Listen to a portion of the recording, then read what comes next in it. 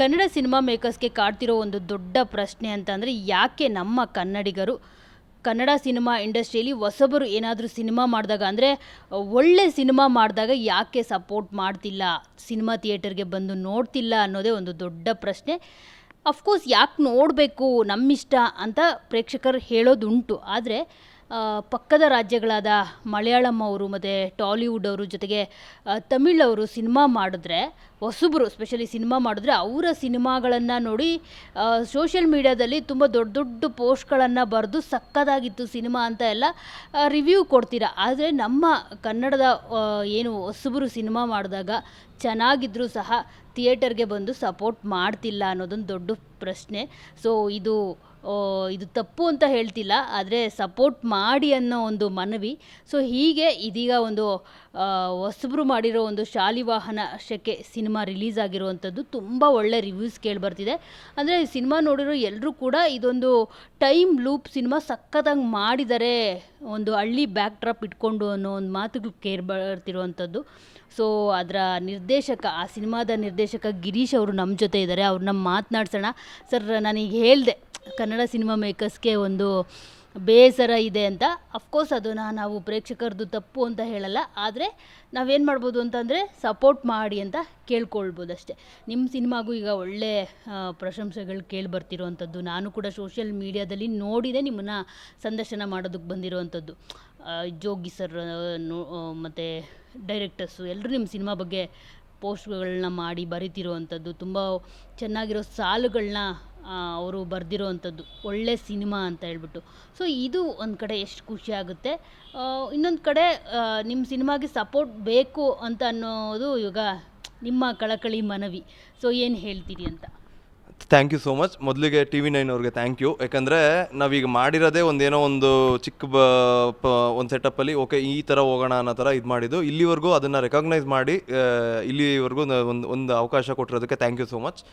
And ಇಲ್ಲಿವರೆಗೂ ಅದಕ್ಕೆ support ಮಾಡ್ಕೊಂಡು ಬಂದಿದ್ದಾರಲ್ಲ, ಶಾಲಿವಾಹನ ರಿಲೀಸ್ ಆಗಿದ್ದ ದಿನದಿಂದ ಆ ಒಂದು ಚಿಕ್ಕ ಮೌತ್ ಪಬ್ಲಿಸಿಟಿಲೇ ಇಲ್ಲಿವರೆಗೂ ಜೋಗಿ ಸರ್ ಆಗ್ಬೋದು, ಧನಂಜಯ ಸರ್, ನವೀನ್ ಶಂಕರ್ ಎಲ್ಲ ಅದು ನೋಡ್ದಂಗೆ ಅದನ್ನ ಯಾರ್ಯಾರು ಅದನ್ನು ಶೇರ್ ಮಾಡ್ತಾಯಿದ್ದಾರೆ. ಆಮೇಲೆ ಯಂಗ್ ರೈಟರ್ಸ್ಗಳು, ಇವತ್ತಿನ ಜನ್ರೇಷನ್ ಡೈರೆಕ್ಟರ್ಗಳು ಎಲ್ಲರೂ ನೋಡಿ ಮೊನ್ನೆ ಆ್ಯಕ್ಚುಲಿ ಬ್ಲಿಂಕ್, ನಮ್ಮದು ಜಾನರ್ ಬಂದು ಬ್ಲಿಂಕ್ ಥರ ಜಾನರ್ ಅಂತ ಕೆಲವರು ಇದು ಮಾಡ್ತಾಯಿದ್ರು. ಬಟ್ ಅವರೇನೆ ಟೀಮೇ ಫುಲ್ಲು ಬಂದು ನೆನ್ನೆ ಸಿನಿಮಾ ನೋಡಿ ತುಂಬ ಒಳ್ಳೆ ಮಾತುಗಳನ್ನೆಲ್ಲ ಆಡಿದ್ರು.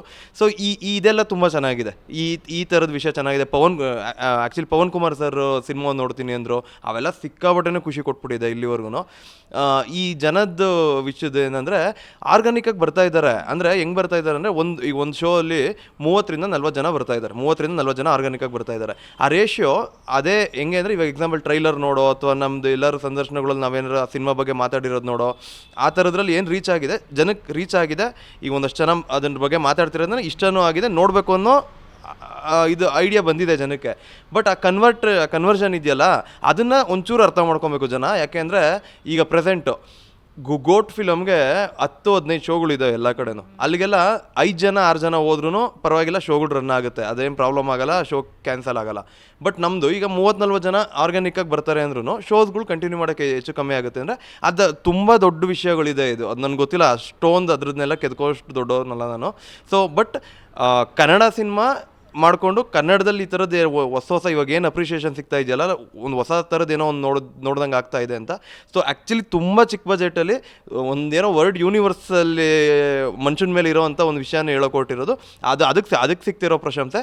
100% ಈ ಥರ ಕೆಲಸಗಳು ಮಾಡಬೇಕಂದ್ರೆ ಒಂಚೂರು ಈ ಕನ್ವರ್ಷನ್ ರೇಷಿಯೋ ಹೇಳಿದ್ನಲ್ಲ, ಈಗ ಇಂಟ್ರೆಸ್ಟ್ ಇರೋವಂಥವ್ರು ಈಗ ಏನೋ ಕೆಲಸಗಳಿರುತ್ತೆ. ಎಕ್ಸಾಂಪಲ್ ಹಿಂಗೆ ನಮ್ಮ ಫಸ್ಟ್ ಸರ್ಕಲ್ ಅವರೇ ಸುಮಾರು ಜನಗಳು ನೋಡೋಕ್ಕಾಗಿಲ್ಲ ಇನ್ನೂ ಸಿನಿಮಾನ, ಏನೇನೋ ಕೆಲಸ ಇರುತ್ತೆ, ಒಂದು ಇಂಟ್ರೆಸ್ಟ್ ಬೇಕಾಗುತ್ತೆ. ಅವಾಗ ಒಂದು ಚಿಕ್ಕ ಬಜೆಟ್ ಸಿನಿಮಾಗಳು ಅಂತ ಅಂದಾಗ ನಾವಿರೋ ಕಡೆಗೆ ಅದು ಬರಲ್ಲ, ಒಂಚೂರು ಅದಿರೋ ಕಡೆ ನಾವು ಹೋಗಬೇಕು ಅನ್ನೋ ಥರ. ಅದೇ ಇದೊಂಚೂರು ಜನ ಇದನ್ನು ಅರ್ಥ ಮಾಡ್ಕೊಂಡ್ರೆ ಸಾಕು.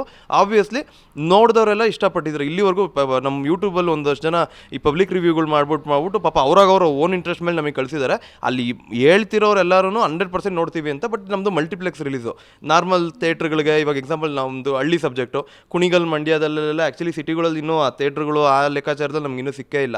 ಸೊ ಹಂಗಾಗಿ ಆದಷ್ಟು ಎಷ್ಟೆಷ್ಟು ಬೇಗ ಆಗುತ್ತೆ ಅಷ್ಟು ಬೇಗ ನೋಡ್ತಾ ಇರಿ. ಆ್ಯಂಡ್ ಇಫ್ ಪಾಸಿಬಲ್ ಏನಾದರೂ ಸ್ಕಿಪ್ ಆಯಿತು ಅಂದ್ರೂ ಕೊನೆವರೆಗೂ ಹೋರಾಡ್ತೀವಿ, ಗ್ಯಾರಂಟಿ. ಯಾಕೆಂದರೆ ತಮಾಷೆ ಅಲ್ಲ, ನನಗೂ ನಿಜವಾಗ್ಲೂ ಇವಾಗ ಸಿಗ್ತಾ ಇರೋ ರೆಸ್ಪಾನ್ಸ್ ನೋಡಿದಾಗ ಇಷ್ಟು ಒಟ್ಟು ಪ್ರಪಂಚ ಲೈಕ್ ಈಗ ನಾನು ತುಂಬ ನಂಬೋದು ಕನ್ನಡ ಅನ್ನೋ ನನ್ನ ಶಕ್ತಿ ಕನ್ನಡ. ಸೊ ಅದನ್ನು ನಂಬಿ ನಾನು ಏನೋ ಒಂದು ಮಾಡಿದಾಗ ಆಬ್ವಿಯಸ್ಲಿ ಈಗ ನೋಡಿ ಆ ವಿಚಾರಗಳೇ ವಾಪಸ್ ನಮಗೆ ರಿಫ್ಲೆಕ್ಟ್ ಆಗ್ತಿರೋದು. ನಾನು ಎಷ್ಟಾಗುತ್ತೋ ಅಷ್ಟು ನಾವು ಹೋರಾಡ್ತೀವಿ, ಆದಷ್ಟು ಎಲ್ಲರಿಗೂ ತೋರಿಸೋದಕ್ಕೆ ಪ್ರಯತ್ನ ಪಡ್ತೀವಿ. ಸರ್, ಇದು ಟ್ರೈಲರ್ ನೋಡಿದಾಗಲೇ ನಾನು ತುಂಬ ಇಂಪ್ರೆಸ್ ಆದೆ. ತುಂಬ ಚೆನ್ನಾಗಿತ್ತು, ಎಲ್ಲೂ ಕನ್ಫ್ಯೂಷನ್ಸ್ ಇರಲಿಲ್ಲ, ಮತ್ತು ಏನೋ ಒಂದು ಒಳ್ಳೆ ಕತೆ ಹೇಳೋದಕ್ಕೆ ಮತ್ತು ಇಂಟ್ರೆಸ್ಟಿಂಗ್ ಕತೆ ಅಂತ ಅನ್ನಿಸ್ತು. ಆ ಶಂಕ ಜೊತೆಗೆ ಬ್ರಹ್ಮನಿಂದ ಶಿವನಿಗೆ ಕ್ಯಾರೆಕ್ಟರ್ಗೆ ಬರುತ್ತೆ. ಆಮೇಲೆ ಈ ಶಾಲಿವಾಹನ ಶಕೆ ಅನ್ನೋ ಟೈಟಲ್ಲೇ ತುಂಬ ಡಿಫ್ರೆಂಟ್ ಆಗಿದೆ. ನಮಗೆ ಗೊತ್ತಿರೋ ಹಾಗೆ ಈ ಶಾಲಿವಾಹನ ಅಂತಂದರೆ ಒಬ್ಬ ರಾಜ. ಇದು 12ನೇ ಶತಮಾನದಲ್ಲಿ ಬರುತ್ತೆ. ಸೊ ನಿಮ್ಮ ಸಿನಿಮಾದಲ್ಲೂ ನೀವು 12ನೇ ಶತಮಾನಕ್ಕೆ ಕರ್ಕೊಂಡು ಹೋಗ್ತೀರಾ, ಹೇಗೆ ಏನು ಅಂತ? ಯಾಕಂದರೆ ಇದು ಟೈಮ್ ಲೂಪ್ ಸಿನಿಮಾ ಅಂತ ಎಲ್ಲ ಹೇಳಿ ಬರೆದಿದ್ರು, ತುಂಬ ಚೆನ್ನಾಗಿ ಬರೆದಿದ್ರು. ಸೊ ಹೀಗಾಗಿ ಏನಾದರೂ ಬೇರೆ ಶತಮಾನದ ಏನಾದರೂ ಪರಿಚಯ ಆಗುತ್ತಾ ಈ ಸಿನಿಮಾದಲ್ಲಿ, ಹೇಗೆ ಏನು ಅಂತ ಸರ್? ಅಂದರೆ ಒಂದು ಪಂಚತಂತ್ರ ಕತೆ ಹೇಳ್ದಂಗೆ ಇರುತ್ತೆ ಕುಂಡಿಸ್ಕೊಂಡು. ಅಲ್ಲಿ ನಾವು ವಿಜುವಲೈಸೇಷನಲ್ಲಿ ಈಗ ಕಲ್ಕಿ ಥರ ಆ ಥರ ಎಲ್ಲ ಹೇಳಲಿಲ್ಲ ಅಂದ್ರೂ ಅಲ್ಲೇನು ವೆಯ್ಟೇಜ್ ಅಲ್ಲಿ ಅರ್ಥ ಮಾಡ್ಸೋಕ್ಕೆ ಟ್ರೈ ಮಾಡ್ತಾರಲ್ಲ, ಅದೇ ಥರ ಒಂದು ವೆಯ್ಟೇಜ್ನೇ ಇಲ್ಲಿ ಆ ಸತ್ಯಯುಗದ ಬಗ್ಗೆ ಅರ್ಥ ಮಾಡ್ಸೋಕ್ಕೆ ಟ್ರೈ ಮಾಡೋದು. ಸಿಂಪಲ್ ಮ್ಯಾಮ್, ಅದು ಏನಂದರೆ ಆ ಸತ್ಯಯುಗದಲ್ಲಿ ಒಂದು ವಿಚಾರ ನಡೆಯುತ್ತೆ. ಆ ವಿಚಾರಕ್ಕೆ ಸಂಬಂಧಪಟ್ಟಂಗೆ ಬ್ರಹ್ಮ ಶೂನ್ಯ ಅನ್ನೋ ಒಬ್ಬ ವ್ಯಾಪಾರಿಗೆ ಒಂದು ಶಂಕ ಕೊಡ್ತಾನೆ, ಪಾಸ್ಟು ಪ್ರೆಸೆಂಟು ಫ್ಯೂಚರ್ ಮೂರನ್ನು ತುಂಬಿಟ್ಟು ಇದನ್ನು ಉಪಯೋಗಿಸಿ ನಿನ್ನ ತಪ್ಪನ್ನ ಸರಿ ಮಾಡ್ಕೊ ಅಂತ. ಸೊ ಅವ್ನು ಮಾಡಿರೋ ಒಂದು ತಪ್ಪನ್ನ ಶಂಕ ಓದೋದ್ರಿಂದ ಅವ್ನು ಸರಿ ಮಾಡ್ಕೊಂಡಿರ್ತಾನೆ. ಅಲ್ಲೇನೋ ಅದು ಸಿನಿಮಾದಲ್ಲಿ ನೋಡಬೇಕು. ಸೊ ಅಲ್ಲೇನೋ ಒಂದು ವಿಚಾರ ಆಗಿ ಆ ಶಂಕ ಕಳೆದೋಗುತ್ತೆ. ಆ ಕಳೆದೋಗಿರೋದು ಆಫ್ಟರ್ ಇಷ್ಟು ಯುಗಗಳಾದರೂ ಸಿಕ್ಕಿರಲ್ಲ. ಈ ಕಲಿಯುಗದಲ್ಲಿ ಒಂದು 4 ಜನ ಹುಡುಗರು ಬಾವಿಲಿ ಈಜು ಹೊಡಿಯೋಕೆ ಹೋಗಿದ್ದಾಗ ಇವತ್ತಿನ ಮನುಷ್ಯ, ಮೊಬೈಲ್ ಗೊತ್ತು ಇವತ್ತಿನ ಮನುಷ್ಯಂಗೆ, ಕಣ್ಣಿಗೆ ಕಾಣಲ್ಲ, ಬಟ್ ಆದ್ರೂ ನಾವು ಇಲ್ಲಿಂದ ಕೂತ್ಕೊಂಡು ಯಾರ ಜೊತೆ ಬೇಕಾದ್ರೂ ಕಾಪ್ರೇಟ್. ಇವತ್ತಿನ ಮನುಷ್ಯನ ತಲೆ ಬೇರೆ, ಸತ್ಯಯುಗದಲ್ಲಿ ಇದ್ದಿದ್ದು ಸತ್ಯ ಬೇರೆ, ಕಲಿಯುಗದಲ್ಲಿರೋ ವಿಚಾರ ಬೇರೆ.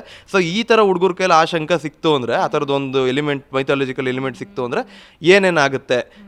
ಆ್ಯಂಡ್ ಅದು ಎಲ್ಲಿವರೆಗೂ ಒಳ್ಳೇದೇ. ಎಕ್ಸಾಂಪಲ್ ಇವಾಗ ಎಲ್ಲ ಕತೆಗಳು ಅದೇ ಅಲ್ವಾ, ಭಕ್ತ ಸಿರಿಯಾಳ ಸಿನಿಮಾಯಿಂದ ಹಿಡಿದು ಪ್ರಚಂಡ ಕುಳ್ಳ ಸಿನಿಮಾಯಿಂದ ಹಿಡಿದು ಒಂದೇನೋ ಒಂದು ಮೈಥಾಲಿಕಲ್ ಆಬ್ಜೆಕ್ಟ್ ಅಂದರೆ ಅದರಿಂದ ಎಷ್ಟು ಒಳ್ಳೇದಿರುತ್ತೆ ಅಷ್ಟೇ ಕೆಟ್ಟದ್ದು ಇರುತ್ತೆ.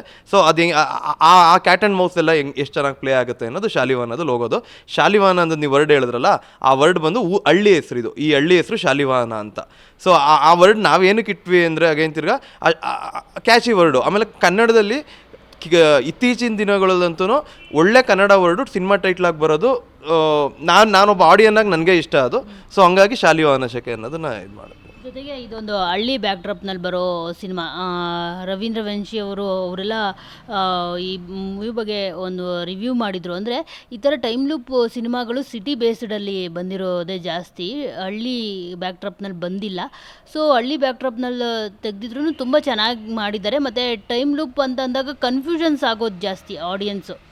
ನಾನು ಸುಮಾರು ಸಿನಿಮಾಗಳು ನೋಡಿದ್ದೀನಿ, ಕನ್ಫ್ಯೂಸ್ ಆಗ್ತಾ ಇರುತ್ತೆ. ಈಗ ಬ್ಲಿಂಕೇ ತಗೊಳ್ಳಿ, ತುಂಬ ಕನ್ಫ್ಯೂಸ್ ಆಗಿಬಿಡ್ತೀವಿ ಸಿನಿಮಾ.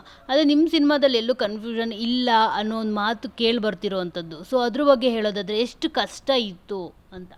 ಮ್ಯಾಮ್ ಅದೇ, ಈಗ ಒಂದು ಐಡಿಯಾ ಮಾಡೋ ಟೈಮಲ್ಲೇ ಅದಂತೂ ಪಕ್ಕ ಫಿಕ್ಸ್ ಆಗಿತ್ತು. ಈಗ ಪವನ್ ಕುಮಾರ್ ಸರ್ದು ಒಂದು ತೆಲುಗು ವೆಬ್ ಸೀರೀಸ್ ಬಂದಿತ್ತು. ಅದು ನಾನು ಸ್ಟಾರ್ಟ್ ಮಾಡಲೇಬೇಕು ಅಂತ ಟೈಮ್ ಲೂಪ್ ಮೇಲೆ ನನಗೆ ತುಂಬ ಎಕ್ಸೈಟ್ ಆಗಿದೆ. ಅಲ್ಲಿಂದ ಅಮಲ ಪೌಲ್ ಅವ್ರು ಆ್ಯಕ್ಟ್ ಮಾಡಿದ್ದು.